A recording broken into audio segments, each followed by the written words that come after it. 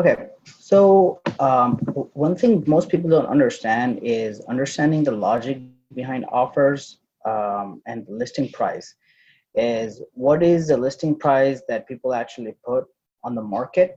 And based on my experience, the transactions I've been doing for past 3 years that I've understood, I just put together a simple presentation side. I just don't want you to focus more on the presentation on the PowerPoint, but I just want you to focus more on what I say. So, what I will be going through is first I'll be going through the topic of basically there are three type of listing prices that you will actually see on the market, right? The first listing price you will actually see is property that is listed on the market for market price, right? Nothing more than market price, not less than market price, just at the market price. Okay, so if you're actually looking at a property that is at the market value, um, you can say that the seller is reasonable. Okay, they have placed an offer for a reasonable price. um, but there are some sellers who want to get a lot more for their house, right? And they place an offer above market value, right? For an example, if the house is worth $500,000, they'll place an offer for $550,000 so that they can try to make more money on their house. And usually I call them as greedy sellers because they're actually placing these properties in the market for higher prices. Sometimes they sell, sometimes they don't sell, so they have to drop the price. Another thing is some people actually place an offer below market value, right? So, for an example, um, if there's a property worth $500,000, they will place an offer for $480,000, 20,000 less than market value. The reason they do that is they want to attract as many buyers as they can. So the buyers will see, wow, this property is very nice. It's in a very good shape. It has all good features, and it's actually selling under market value. So I want to go there and check it out, right? So it will attract a lot of buyers. Like, instead of having 2 to 3 buyers to come up, they will bring 20 to 30 buyers to come and see the property. What that does is, when they actually bring so many buyers to actually see the property, the buyers would actually want to look at, place as many offers. So what happens is that if the first 3 buyers place like three offers, and then they will call and tell everyone else that we actually have received 3 offers for this property. So now what they're doing is basically creating a competition. Okay, so then multiple people will jump in and try to bring the property or actually look at the property and place higher offers. So they're basically trying to put that property in the market for less than market value, and actually sell it for more than market value. Those are actually very smart people. So what we think sometimes, this property is under market value, I'm going to just go place an offer and buy that property under market value. So that's not the truth. Well, sometimes you get lucky though, but you also have to understand if the offer is on receipt or offers review on date. Okay, so all these will actually depend based on the review type. Okay, there are usually 2 review types. Okay, offer review on a date. Okay, so these are not really friendly offers. So for an example, if you're actually reviewing the offer on actually date, you know, so that one thing is, no matter how good is your offer, they will only review on a certain date. So for an example, today is September 1st, and the property goes on the market today. Okay, and you really like the house and you want to make an offer. The house is worth $500,000 and you want to make an offer for $500,000. But they will say, okay, we will review it on September 10th. So even you place a very good offer, they will keep collecting offers. Now, once you place one offer, they will go back and tell like other buyers that we have one offer. Try to make your offer before September 10th. So before September 10th, they will try to create as much competition as they can and collect as many offers and then make a decision. So I really like offers review on receipt. Offers review on receipt is basically when you place an offer, they will look at it right away and they will give you a response within 24 to 48 hours. Okay. Most of the time is 24 hours. So if you actually see a property for $500,000, you place an offer for $500,000, right? And they like your offer, they would accept it within 24 hours if there is no other offers in place. But if you place an offer, but there are other offers that came in as well, then you would have to basically increase your offers. So if you get lucky, no other offer came in place and you are the only one who placed an offer and the seller likes your offer, they will take it. Okay. Hope that makes sense. Another thing that depends on the property is number of days on the market. Okay, if the property is only for 10 days on the market, they might not negotiate a lot. The reason is they still think that they might get a buyer for their property for, you know, a reasonable price. So the property is on the market for only 10 days and you're trying to place an offer and negotiate the property value by $10,000 or $20,000, then they would say, well, you know what, I think it's just been 10 days that my house is on the market. I want to wait for some more time to actually get more offers. Well, let's say 30 days pass by and there are no offers on the property, right? So now the seller is motivated a little bit because when their property was on the market, they were getting a lot of calls. A lot of people came and checked their house. So they were pretty excited and they thought that their house will sell for top dollar, right? But now they actually see that, well, 30 days has been passed and I didn't receive any offers. So they might even maybe reduce the price by $5,000 or $10,000. Even though they don't reduce the price by 5,000 or 10,000, there are chances that you might be able to buy that house for $5,000 or $10,000 less than what they actually put it in the market. Okay. However, if the property is on the market for 60 days, right, I would highly recommend that you actually take a look into the property and see that there is nothing wrong with that.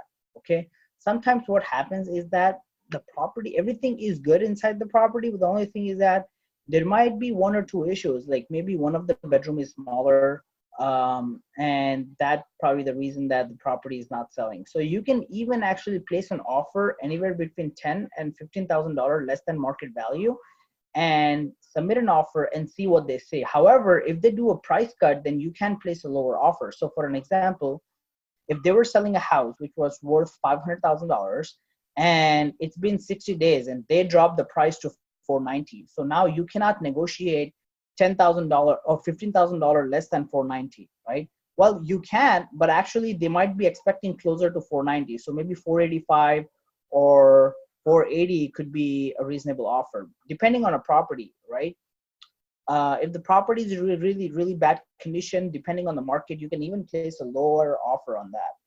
But once 90 days pass by and the property is not selling, there might be a big issue in a property. So that you want to be very careful, because if you actually buy a property that, you know, is, have an issue, you don't want to buy it. And I would highly recommend that you actually get an inspection done on a property, even though you buy, which has been on the market for 90 days, right? So depending on these three scenarios, right? Type of listing, prices, two type of review methods, right? And based on the property which is on the market, right? You have to make your decision of how you're going to make an offer, okay? And another factor that will come in place when you actually make an offer, if there are a number of offers that are on the table. Number of offers on the table basically is, before you place an offer, you will ask your buyer's agent to talk to the seller's agent to see if there are any offers. What I do for my buyers is every time I actually have an offer that I want to place, I will ask the selling agent to see if there are any offers. If there are zero offers, and if there are zero offers on the table, okay, and the type, the property is at market value or below market value, and um, the property, they actually would review the offer right away, right? And the property is been on the market for about 10 to 30 days, that you have better chances, because the property is in the market for 10 to 30 days, the 10-day mark has been passed, and they are going to review your offer within 24 hours, and the property is at the market value. Based on all of them, you can actually put a reasonable offer and would have a higher chance of getting accepted. However, if there are 1 to 2 offers already on the table, they might sometimes give you a hint of if there is an offer already in place or not, right? If they actually give you a hint saying that, well, we have offers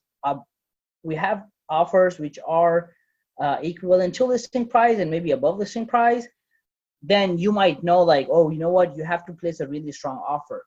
I will actually give you an example of a couple of properties that actually we placed offer $10,000 more than market value, more than what it was listed for, and we still lost the bid. So that's something that you have to look into. But if there are 4 to 5 offers, and you will have very less chances of getting accepted. That means basically just people are like, you know, it's like an auction where people are just going over each other and trying to place higher offers, right? So if, you know, like, one thing what you want to do is, if the offer review is on a date, so for an example, you looked at the property today and they are going to review the offer on September 10th, okay? So what you want to do, you want to hold on to your offer until September 9th and then place it. Because until September 9th, let's say 0 offers came, right? And on September 9th, also no offers came. So you ask the time, like I would usually ask them, like, what time I can place an offer for my client, right? So they say September 10th, 1 p.m. is the cutoff time to place an offer, right? So what I will do is I will make an offer. I will get all the signatures done with my buyer. And on September 10th at 11 a.m., I will call the realtor and see how many offers came in place. If there are 5 to 7 offers already in place, we would actually have very less chances of placing an offer. We might have to place an offer $10 to $15,000 above market value, sometimes even $20,000 more than market value. But if there are 0 offers that actually came in place by noon, September 10th, it's very likely that there would be other offers coming between noon of September 10th and 1 p.m. of September 10th, because it's only 1 hour difference. So we might place an offer at the market value. And then we can actually get a winning offer. We can actually win that offer. So there is actually a lot of science that goes behind understanding the offers. And I usually recommend my clients what to do, what not to do. So that's how you actually place your offer, by keeping these 4 things in mind: number of offers that are on the table, number of days the property is in the market, 2 types of review date methods, and the 3 types of listing prices. Okay, so you have to look at all these 4 aspects. And all these things that I put together is basically from the knowledge that I actually gained from buying, selling properties, from renting, doing flips, rehabs, remodeling, you know, being a part of agent transaction, all these things. I mean, there is nothing that you will actually see what I'm talking about, which is on internet, right? There is all articles that are like 1,000-page articles, but you wouldn't understand what they're talking about. So that's one of the reasons I actually wanted to put together this thing, so that I can show it to you how these offers actually work, right? So now what I want to do is take an example of few properties that we actually place an offer and we actually won. Let me first show you the offers that we actually lost our offer on, right? So this was a property, right? It was in a decent condition. They actually had a lot of upgrades on it. I just changed the tab. In case you're not able to see my screen, let me know. I think it's gonna take a little bit of time to load the pictures. I don't know what's going on over here. So let me, okay, I think I would have to log in again. Right, MLS number 1506132. Okay, so let me log in again.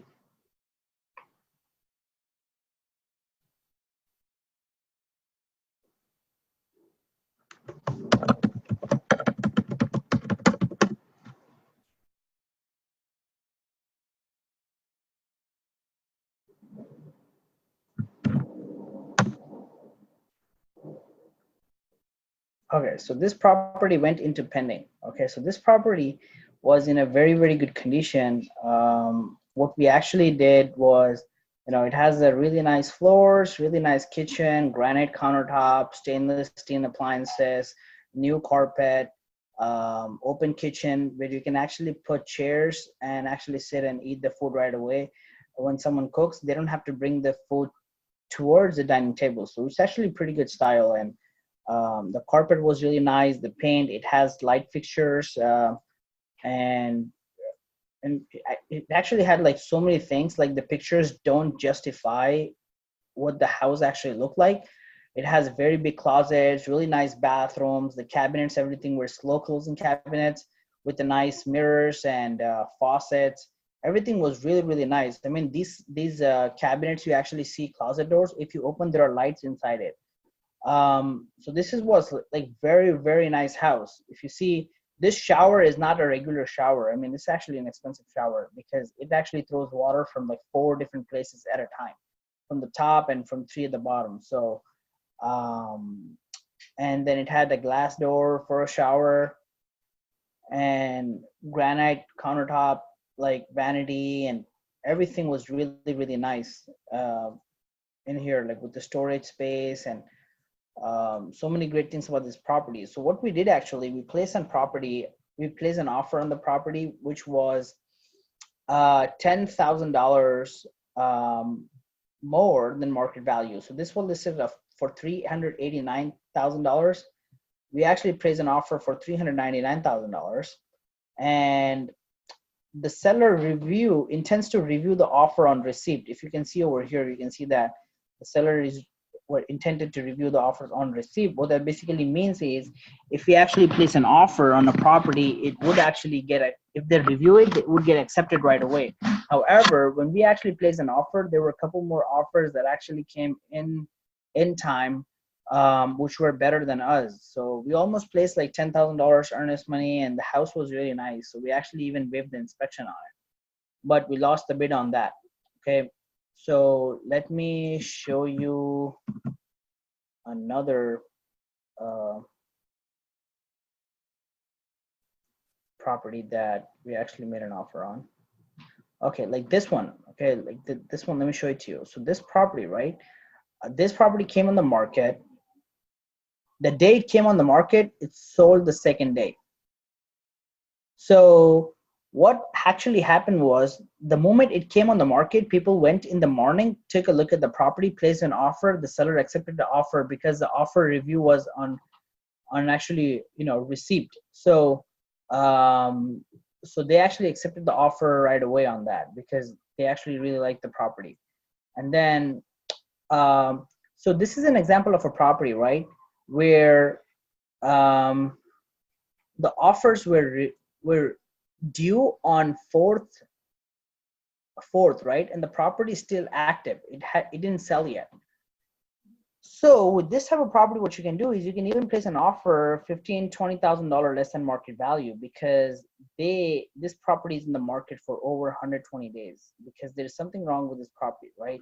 So you can go take a look into the property and see if there is anything wrong with that. And if there is anything wrong, you can place an offer less than market value, right? So was a property. This was an example of what I was talking about, right? Property been on the market for a really long time.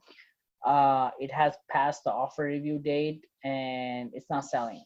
Okay, so and then I want to show you a property over here that we actually, our offer actually won. So this is a pretty funny story though. So this property was due, the offers were due on 8/28, which is about 3 days ago, right? So what happened was the buyer texted me that he wanted to take a look at this property on 27th August, 27th August of night. It was like, I think like 9 p.m., right? We can go and see the property at 9 p.m. But what we did on the 28th of August, we went to the property in the morning, 8 a.m., and we looked at the property, and the property was really nice. And then what we did is we asked the realtor to see if there are any offers that are coming in place. Realtor said one offer was coming in place. So we really we actually knew that they're going to place a higher offer. So we placed an offer $10,000 above market value, right? 378,000 is a list price. We actually placed an offer for 388,000, not above market value, but above listing price. So at $388,000, they actually countered it back, because the other offer came at $390,000. They wanted to accept the other offer. However, we actually waived the inspection on it, so they wanted to prefer our offer because we put 30-day close. The buyer is pre-qualified, and they wanted to accept our offer. So they wanted us to increase our offer by $2,000. So we actually placed an offer at $390,000 and we won the bid. So we actually got the offer accepted on this and we're working on. So it actually went into pending on August of 28th. So I was pretty much working on this property all day long, getting the showing, putting together paperwork, submitting an offer, getting an offer accepted, making some changes, doing amendments to it. So I hope that makes sense. So if you have any questions, anything, feel free to ask. And this is my details. That's my office address. Sometimes I work from home, sometimes I work from office. If you actually wanted to schedule an appointment or anything to get some consultation on with regards to what property you're looking to buy, where you should buy, what's your budget, we can actually talk about all that and then see what can be a best fit. If you have questions or anything, call my business cell number. I also have a personal cell WhatsApp number, 773-961-5374. Okay, thank you very much. I hope that helps. If you have any questions, you can also feel free to call me or text me.